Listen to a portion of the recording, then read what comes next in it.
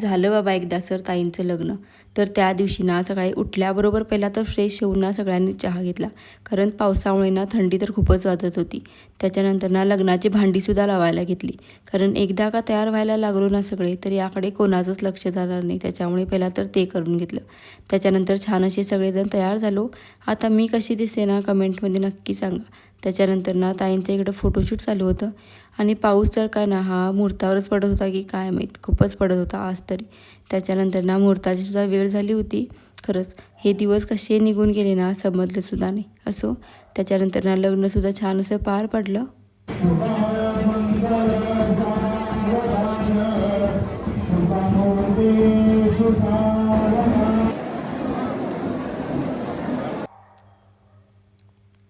आता यांचे सगळे विधी पार पडत आहेत ना तोपर्यंत आम्ही सगळ्यांनी मिळून जेवण करून घेतलं. त्याच्यानंतर ना मेन म्हणजे आमचंसुद्धा छान असं फोटोशूट करून घेतलं आणि संध्याकाळी मग ना घरी यायला निघालो. येताना यांनी यांची बुटंसुद्धा चोरली होती. आता या पुढचा व्लॉग ना मी उद्या कंटिन्यू करते. त्यासाठी ना चॅनलला नक्की सबस्क्राईब करून ठेवा. भेटूया पुढच्या व्लॉगमध्ये. तोपर्यंत बाय.